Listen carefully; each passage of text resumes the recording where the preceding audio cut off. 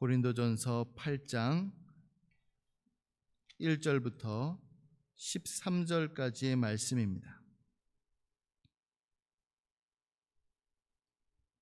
한 절씩 교독하도록 하겠습니다. 우상의 제물에 대하여는 우리가 다 지식이 있는 줄을 아나 지식은 교만하게 하며 사랑은 덕을 세우나니 만일 누구든지 무엇을 아는 줄로 생각하면 아직도 마땅히 알 것을 알지 못하는 것이요 또 누구든지 하나님을 사랑하면 그 사람은 하나님도 알아주시느니라. 그러므로 우상의 제물을 먹는 일에 대하여는 우리가 우상은 세상에 아무것도 아니며 또한 하나님은 한 분밖에 없는 줄 아노라. 비록 하늘에나 땅에나 신이라 불리는 자가 있어 많은 신과 많은 주가 있으나 그러나 우리에게는 한 하나님 곧 아버지가 계시니 만물이 그에게서 났고 우리도 그를 위하여 있고 또한 한 주 예수 그리스도께서 계시니 만물이 그로 말미암고 우리도 그로 말미암아 있느니라. 그러나 이 지식은 모든 사람에게 있는 것은 아니므로 어떤 이들은 지금까지 우상에 대한 습관이 있어 우상의 제물로 알고 먹는 고로 그들의 양심이 약하여지고 더러워지느니라. 음식은 우리를 하나님 앞에 내세우지 못하나니 우리가 먹지 않는다고 해서 더 못 사는 것도 아니고 먹는다고 해서 더 잘 사는 것도 아니니라. 그런즉 너희의 자유가 믿음이 약한 자들에게 걸려 넘어지게 하는 것이 되지 않도록 조심하라. 지식 있는 내가 우상의 집에 앉아 먹는 것을 누구든지 보면 그 믿음이 약한 자들의 양심이 담력을 얻어 우상의 제물을 먹게 되지 않겠느냐. 그러면 내 지식으로 그 믿음이 약한 자가 멸망하나니 그는 그리스도께서 위하여 죽으신 형제라. 이같이 너희가 형제에게 죄를 지어 그 약한 양심을 상하게 하는 것이 곧 그리스도에게 죄를 짓는 것이니라. 함께 읽겠습니다. 그러므로 만일 음식이 내 형제를 실족하게 한다면 나는 영원히 고기를 먹지 아니하여 내 형제를 실족하지 않게 하리라. 아멘. 오늘 말씀은 우리가 잘 알고 있는 우상의 제물에 관한 내용입니다. 고린도 교회는 우상을 섬기는 이교도 지역에 있었기 때문에 이교 문화권에 있는 기독교인들로서 겪는 어려움들이 존재했습니다. 그 중에 하나가 바로 오늘 읽은 그 우상의 제물을 먹는 문제였습니다. 당시 우상에게 제사를 드릴 때 바친 그 제물, 그 고기를 제사를 드린 사람들도 먹었고 그 주변 사람들에게도 나눠주기도 했습니다. 또 시장에 팔기도 하였죠. 우리나라에서도 아무리 문명이 발달했어도 이를테면 예수님 믿지 않는 사람들이 영화나 드라마를 촬영하거나 혹은 사업장을 열면 고사를 지내죠. 그러면 이제 거기 있는 사람들이 그것들을 먹기도 하고 또 이웃에게 그 음식들을 나눠주기도 합니다. 이와 비슷한 일들이 고린도 지역에서는 일상적인 일들이었고 예수님을 믿는 사람들은 그 일들로 인하여서 많은 어려움들을 겪고 있었습니다. 이제 문제는 무엇이냐면 이러한 우상의 제물을 먹는 것에 대하여 기독교인들은 어떻게 반응해야 하는가라고 하는 것입니다. 어떤 사람은 어떻게 제사 음식을 먹을 수 있냐, 절대 그럴 수 없다라고 말을 하기도 하고, 어떤 사람은 세상에 우상이 어디 있냐, 우상은 아무것도 아니다, 그러니 먹어도 괜찮다라고 말하기도 합니다. 그러면 이제 어떤 사람의 말이 맞는가? 지식적으로는 후자의 말이 옳습니다. 그러나 문제는 무엇이냐면 그와 같은 지식은 나를 생각하는 것이지 바로 믿음이 연약한 사람들 혹은 자신이 소유한 그 바른 지식을 소유하지 못한 사람들의 그 신앙 양심은 생각하지 못한다라고 하는데 문제가 있는 것이죠. 그래서 이러한 지식은 매우 이기적인 지식이고 이러한 의미에서만 지식은 사람을 매우 교만하게 만든다는 사실입니다. 그러면 지식이 문제겠습니까? 지식을 소유하는 것이 무의미합니까? 그런 것은 아닙니다. 지금 본문이 그것을 말씀하고 있는 것은 아닙니다.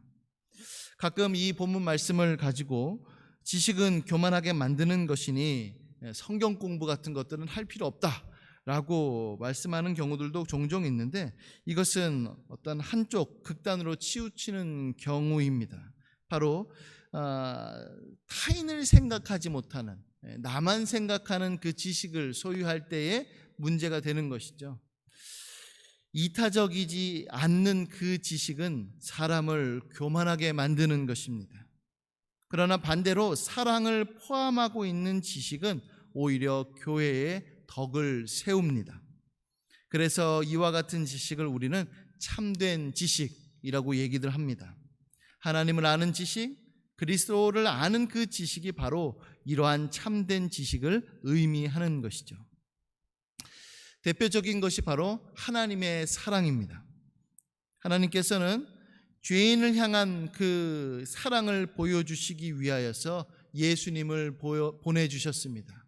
그래서 예수님을 보면 하나님의 사랑이 어떠한가, 또 하나님의 지혜가 얼마만큼 우리에게 드러났는가를 알 수 있습니다.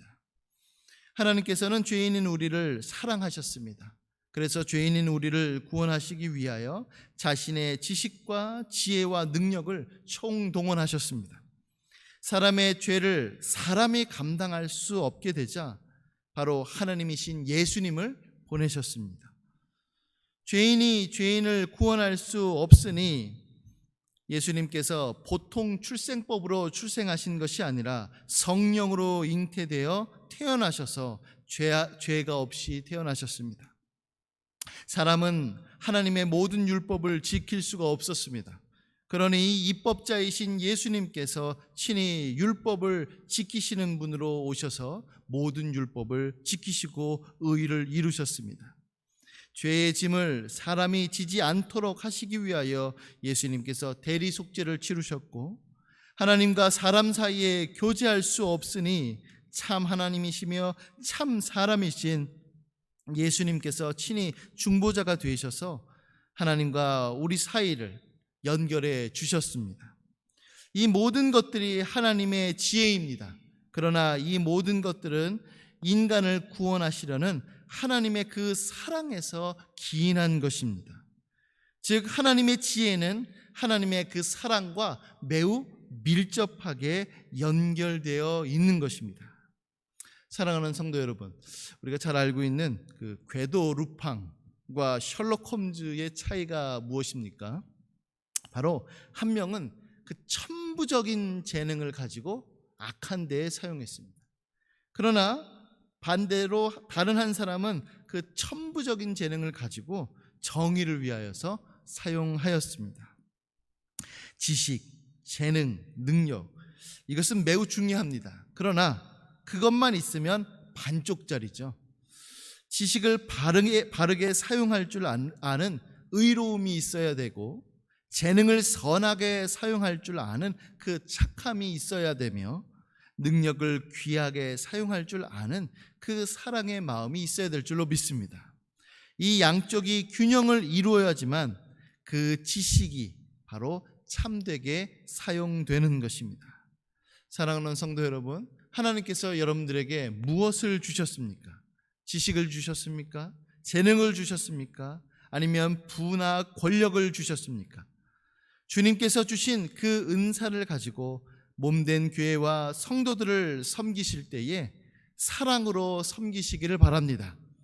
내가 천사의 말을 한다 해도 사랑이 없으면, 산을 옮길 만한 믿음이 있을지라도 사랑이 없으면 아무것도 아니고 아무 유익이 없다라고 하였습니다. 우리의 섬김이, 그 사랑의 섬김이 교회에 덕을 끼치고 교회를 세우는 데 쓰임 받기를 예수님의 이름으로 간절히 소원합니다. 아멘. 기도하겠습니다. 하나님, 저희들에게 많은 은사를 주셨습니다. 어떤 사람에게는 지식의 은사를, 어떤 사람에게는 지혜의 은사를, 어떤 사람에게는 권면의 은사를, 또 여러 가지 부와 권력과 재능을 허락하여 주셨습니다. 그 모든 것들은 다 주님께서 주셨사오니 오직 주님께서만 홀로 영광을 받아 주시옵소서.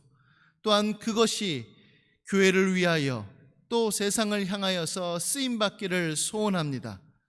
저희들이 그것들을 사용할 때 사랑으로 섬길 수 있도록 도와주시옵소서. 그래서 교회의 덕을 세우고 또 교회를 일으키는 데 있어서 귀하게 쓰임받을 수 있도록 도와주시옵소서. 저희들 안에 지식이 있을 뿐만 아니라 사랑이, 주님께서 우리를 향하신 그 크신 사랑이 우리 안에서 반영될 수 있도록 주님께서 인도하여 주시옵소서. 감사드리며 예수님의 이름으로 기도드립니다. 아멘.